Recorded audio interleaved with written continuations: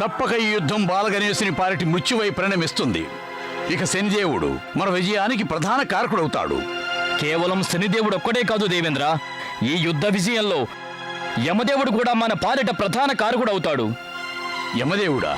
అవును ఇంద్రదేవ, బాలగణేశునికి విరుద్ధంగా మన మదిలో రగిలే ప్రతీకార జ్వాల ఇప్పటికీ శాంతించలేదు. ఎప్పటికి మన ప్రతీకారం పరిపూర్ణం కాదో మనం శాంతంగా ఉండడం సాధ్యం కాదు. యుద్ధానికి ముందు అందుకనే మేము మీ అందరితోనూ ఈ మంతనాలు జరుపుతున్నది. మన సమస్త దేవగణాలు యుద్ధంలో అసలేం చేద్దాం, కానీ ఈ మంతనాలు మన మధ్యనే అత్యంత గోప్యంగా దాచుకోవాలి. విష్ణుదేవుడు, బ్రహ్మదేవుడు మరియు ఆ మహాదేవునికి కూడా ఈ మంతనాల మర్మం తెలియకూడదు. మీరు నిశ్చింతగా ఉండండి దేవేంద్ర, అలాగే జరుగుతుంది.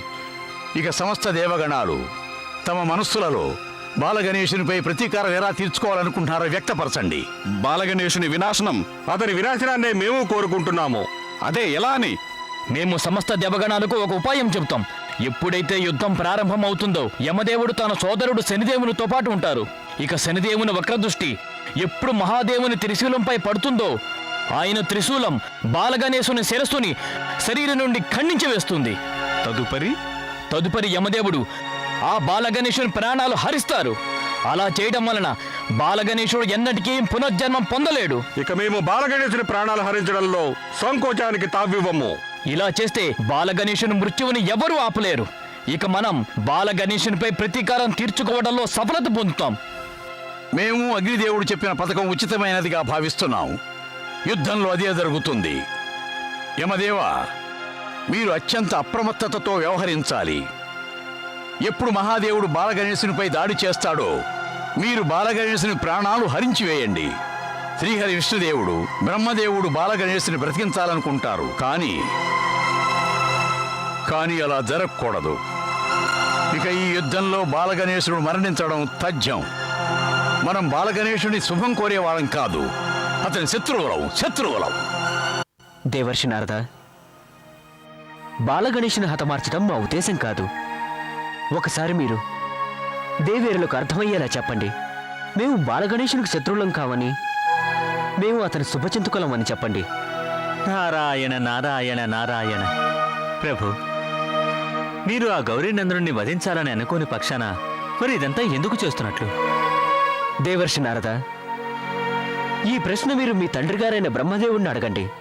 బ్రహ్మదేవ, మీరే స్వయంగా దేవర్షి నారదునికి వివరించండి, ఈ లీలా వినోదం ఏమిటో. పుత్రా నారద, ఈ లీలా వినోదం అంతా కేవలం గణేశునికి పునర్జీవనం కోసమే జరుగుతోంది. పునర్జీవనం కోసమా? అసలు ఇందులోని మర్మమేమిటి తండ్రి గారు? మర్మమేమీ లేదు పుత్ర, మేము గణేశుని పునర్జీవునిగా చూడాలనుకుంటున్నాం. నారాయణ నారాయణ, ఇది వైకుంఠపాళిలా ఉంది ప్రభు. పార్వతీనందరూ గణేశుణ్ణి ఎప్పుడు పునర్జీవనింపజేయగలమంటే అతన్ని వధించగలిగినప్పుడే. ఇక అతనికి మృత్యువు సంభవించాలంటే అతనితో యుద్ధం చేయక తప్పదు దేవర్షి నారద. ప్రభు, ఒకవేళ దేవగణాలు బాలగణేశుని వధించడంలో సఫలత పొందకపోయినట్లయితే ఆ సంకటహరునికే తప్పని సంకటం ఏర్పడుతుంది నారద. నారాయణ నారాయణ, ఇది ఎంతటి ఘోరానార్థం ప్రభు, ఎంతటి ఘోరానార్థం! ఒకవేళ దేవేరులు తమ పట్టుదల విడవకుంటే ఇది ఇలాగే జరుగుతుంది దేవర్షి నారద. బాలగణేశుని రక్షించడం కోసం మహాదేవుణ్ణి సంకటాల ఊబిలోకి నెడుతున్నారు దేవేరులు. ప్రభు, అయితే దేవేరులు యుద్ధంలో బాలగణేశునికి ఏమాత్రమూ సాయం అందించరాదు. దేవర్షి నారద, మేము వారికి అదే చెప్పేందుకు ప్రయత్నిస్తున్నాం, కానీ దేవేరులు ఇప్పుడున్న స్థితిలో అసలు మా మాట వినే ప్రయత్నమే చేయటం లేదు. ఇందులో దోషం దేవేరులది కాదు ప్రభు, సకల నారీమణుల స్వభావ దోషం అటువంటిది. నారాయణ నారాయణ. ప్రభు, తమకు స్త్రీల యొక్క మనోగతం బుద్ధి పట్ల చక్కటి అవగాహన అయితే ఉంది కదా. మీరు ఒకసారి మీ నిశ్చిత దృష్టితో ఆలోచించి చూడండి. ప్రభు, వారు ఏనాడైనా మీకు పట్టు విడిచారా? స్త్రీలు గనక ఒక్కసారి నిర్ణయం తీసుకుంటే వారు వారి మంచి చెడ్డలు కూడా ఆలోచింపరు ప్రభు. దేవర్షి నారద, ఈ విషయాన్నే మీరు దేవేరులకు అర్థమయ్యేలా చెప్పండి. కనీసం ఈ విశ్వానికి ఏది మంచో కాదో ఆలోచింపమని. లోక కళ్యాణం ఎప్పుడు జరుగుతుంది అంటే బాలగణేశుడు పునర్జీవనం పొందినప్పుడు. పార్వతీదేవి మాత్రం కేవలం ఒక బాలుణ్ణి సృష్టించారు, కేవలం ఒక శరీరానికి ప్రాణం పోశారు. కానీ మహాదేవుడు సకల విశ్వానికి ప్రాణం పోశాడు. గౌరీనందనుడు బాలగణేశుని ప్రాణాలు మహాదేవుని ప్రాణాల కంటే విలువైనవి కావు. మాకు మీ అంతరార్థం అర్థమైంది ప్రభు. కానీ దేవేరులు అర్థం చేసుకోవాలి కదా. ఒకవేళ దేవేరులకు ఇది అర్థమైతేనే దేవగణాలు విజయం సాధించగలరు. లేకుంటే ఏం జరుగుతుందో ఏమో. నా ధర్మం మీ సందేశాన్ని వారికి తెలియపరచడం మాత్రమే. దానిని స్వీకరించడం అనేది వారి ఇష్టమే కదా. దేవర్షి నారద, సమస్త దేవేరులకు ఒక్క విషయం చెప్పండి. మహాదేవుడు ఉండగా బాలగణేశుని గురించి చింతించవద్దని చెప్పండి. బాధాతప్త హృదయంతో మహాదేవుడు కోపంతో ఉన్నా కానీ వారు బాలగణేశుని శుభచింతకులే. శత్రువు కానే కారు. వారే స్వయాన తన పుత్రుని పునర్జీవనం కోరుకుంటున్నారు. లేదు, వీల్లేదు. ఇది జరిగేందుకు వీల్లేదు. ఇలా జరిగేందుకు వీల్లేదు. శుక్రాచార్యునికి విశ్వాసఘాతకమా? ఇంతటి ద్రోహమా? ఇది అసంభవం, అసంభవం. ఏమైంది గురుదేవా? ఏమైంది? ఏమైంది గురుదేవా అని అడక్కు, కానీ అడుగు ఏమి కాలేదు గురుదేవా అని. గురుదేవా, ఏదేని సంకట స్థితి దాపురించనుందా? సంకటమా? ఇక సంకటాలే సంకటాలు సంగరకాసురా. ఇక నీ తండ్రి సంకటాల సంద్రంలో చిక్కుకున్నాడు సంగరకాసురా. సంకటమా? ఏమిటా సంకటం గురుదేవా? సంగరకాసురా, మేము తపస్సమాధిలో కూర్చున్న తర్వాత దైత్యరాజు భవిష్యత్ ఏమిటా అని చూశాం. దైత్యరాజు భవిష్యత్తు వినాశన వలయంలో చిక్కుకుంది. దైత్యరాజుకి వినాశనం ఎలా సంభవిస్తుంది గురుదేవా? వారి శిరస్సుపై మీ అభయహస్తం ఉంది కదా. తన శత్రువులే వినాశనం చెందుతారు. బాలగణేశుడు వినాశనం పొందుతాడు. పైగా అతనిపై శనిదేవుని దృష్టి కూడా పడనుంది. మాకైతే ఇవి అద్భుత శుభగడియలు అనిపిస్తున్నాయి గురుదేవా. ఇక ఇప్పుడు పార్వతీ పుత్రుడు దేవగణాల చేతిలో వధింపబడనున్నాడు. ఇంతవరకు మేము ఇదే తలిచాం సంగరకాసురా. కానీ అది కాదు, అలా జరగదు సంగరకాసురా. అలా జరుగదా? మరి ఎలా జరగనుంది గురుదేవా? సంగరకాసురా, ఈ సమస్త దేవగణాలు కూడి ఆ బాలుణ్ణి వధించాలని అనుకోవడం లేదు. ఆ బాలగణేశుని పునర్జీవింపజేయాలనుకుంటున్నారు. పునర్జీవింపజేయాలనుకుంటున్నారా? అవును సంగరకాసుర, అవును. ఈ గణేశుడు తన జన్మ నక్షత్రాల దృష్ట్యా తన తండ్రికి అశుభమైనాడు. అందుకని దేవగణాలు అతనిని వధించి పునర్జీవింపజేయాలనుకుంటున్నారు. అతని జన్మతిథిని మార్చాలనుకుంటున్నారు. ఏమిటి మీరంటున్నది గురుదేవా? ఇది సత్యమేనా? ఇది అక్షర సత్యం సంగరకాసురా. ఇదే నిగూఢమైన అద్భుత రహస్యం. ఒకవేళ ఈ దేవతలు గణేశుని పునర్జింపజేయడంలో సఫలం పొందితే నీకు తెలుసా ఎటువంటి అనర్థం జరుగుతుందో? అనర్థమా? ఏం జరుగుతుంది గురుదేవా? దైత్యరాజు యొక్క వినాశనం. దైత్యరాజు వినాశనమా? ఇది అసంభవం గురుదేవా, ఇది అసంభవం. మీ వంటి విద్వత్తు కలవారుండగా ఇది ఎలా సంభవిస్తుంది? గురుదేవా, దైత్యరాజుని వినాశనం నుండి కాపాడండి. తండ్రి గారిని వినాశనం నుండి కాపాడండి గురుదేవా. నిస్సందేహంగా దైత్యరాజును మేము కాపాడతాం. దైత్యరాజును రక్షించడం మా యొక్క ధర్మం. సంగరకాసుర, దీనికి కేవలం ఒకే ఒక్క ఉపాయం ఉంది. ఆ ఉపాయం ఏమిటో త్వరగా మాకు చెప్పండి గురుదేవా. ఆ బాలగణేశుని అకాల మృత్యువు అది ఎటువంటిదంటే అతను ఏ విధంగానూ బ్రతకడానికే వీల్లేనిది. ఆ అకాల మృత్యు అతనికి మేం ప్రసాదిస్తాం, మేము. కానీ గురుదేవా, ఒకవేళ ఆ బాలగణేశుడు అకాల మృత్యువుని పొందని పక్షంలో? లేదు సంగరకాసురా, మా ముందు నువ్వు పిరికితనం ప్రదర్శించకు. మేము అతన్ని బ్రతకనివ్వం. ఎటువంటి స్థితిలో నువ్వు బ్రతకనివ్వం.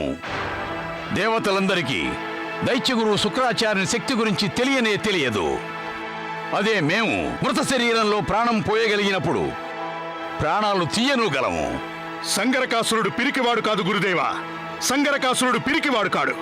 మీరు మాకు మీ శక్తుల్ని ప్రసాదించండి. దేవతలందరూ బాలగణేశుని శిరస్సును ఖండించేందుకు మునిపే ఈ సంగరకాసురుడు అతని శిరస్సును ఖండించి మీ చరణాలకు అర్పిస్తాడు. పుత్ర సంగరకాసురా, అతని మరణం తప్పక మా చరణాల వద్దే జరుగుతుంది. ఇప్పుడు పార్వతీ పుత్రుడు ఒకడు కాదు, 2 పుత్రుల హత్య జరుగుతుంది. 2 పుత్రుల హత్య?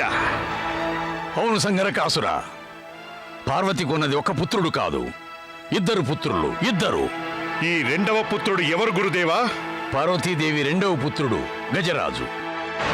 దాన్ని పార్వతీదేవి తన భవనంలో ఉంచి పెంచుతూ ఉంది. గజరాజ అవును, అవును సంగరకాసుర. పార్వతీదేవి సగప్రాణం గణేశుడైతే మిగిలిన సగప్రాణం గజరాజు. అంటే ఒకవేళ నీవు పార్వతిపై ప్రతీకారం తీర్చుకోవాలనుకుంటే తన ఇద్దరు పుత్రులను మృత్యుబాహువుల్లో బంధించు. గురుదేవా, మీరు ఆశీర్వదించండి చాలు. ఈ సంగరకాసురుడు వారి ఇరువురి శిరస్సులు ఖండించి మీ చరణాలపై పడవేస్తాడు. ముందుగా దాడి ఆ గజరాజుపై చెయ్యి. విజయం సాధించాలంటే ఇదే రణనీతి. ఆ గజరాజు మరణం బాలగణేశుని సగం మృత్యు అవుతుంది. అటుపై గణేశునిపై నీవు సులువుగా విజయం సాధించగలవు. వెళ్ళు సంగరకాసుర, నీ రాక్షస సేనా వాహినిని నీ వెంట తీసుకుని వెళ్ళు. వెళ్ళి ఆ గజరాజును వధించు.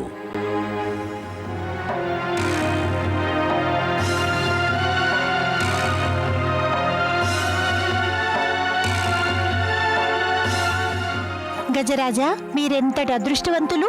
స్వయాన పార్వతీదేవి మిమ్మల్ని సిద్ధం చేయమని ఆదేశించారు. వారు ఎంతగా గణేషుని ప్రేమిస్తున్నారో అంతగానే మిమ్మల్ని అభిమానిస్తున్నారు. మీ ఇరువురిపైనే వారు ప్రాణాలు పెట్టుకున్నారు తెలుసా? కానీ వాళ్ళిద్దరి ప్రాణాలు ఇప్పుడు ప్రమాదంలో పడ్డాయి. కన్యామణులారా, మీరు గనక ప్రాణాలతో ఉండాలనుకుంటే ఆ గజరాజుని మాకప్పగించండి. వీలేదు. దానవాసురా, ఇదే ఆ గజరాజు. దీనినే పార్వతి తన పుత్రునిలా భావిస్తోంది. ఈ గజరాజుపై కూడా ఆవిడ తన మనస్సులో అభిమానం పెంచుకుంది. నువ్వు మేము చూస్తుండగానే దీనిని ముక్కలు ముక్కలుగా నరికేయి. చిత్తం ప్రభు. ఆగండి. ఈ గజరాజు పార్వతీదేవి గారిది. మీరు గనక దీనిపై దాడికి ఒడిగడితే మీరు జీవితంలో క్షమార్హులు కాలేరు. ఏ మూర్ఖపు కన్యామణి, గజరాజును విడిచి వెళ్ళిపో. లేదంటే నిన్ను కూడా ఈ గజరాజుతో పాటుగా మృత్యువడిలో నిద్రపుచ్చవలసి వస్తుంది. జయ, ఇతని మాటలు వింటుంటే ఏదో అనర్థం జరగబోతున్నట్లు నాకు అనిపిస్తోంది. నేను వెంటనే వెళ్లి గౌరీనందుడు బాలగణేశునితో గజరాజు సంకట స్థితిలో ఉన్నారని చెబుతాను.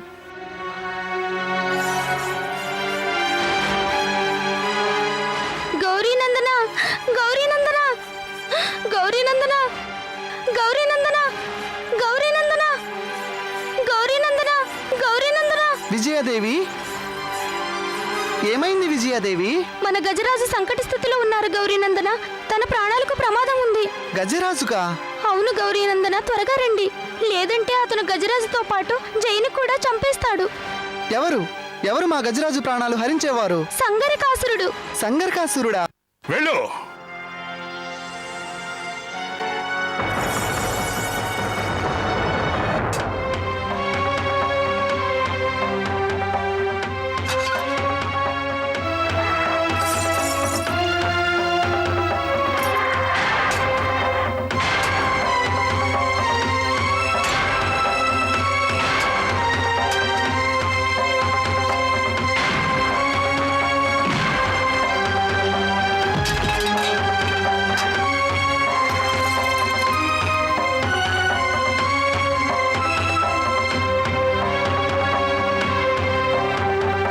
వాణ్ణి వధించు. వెళ్ళు.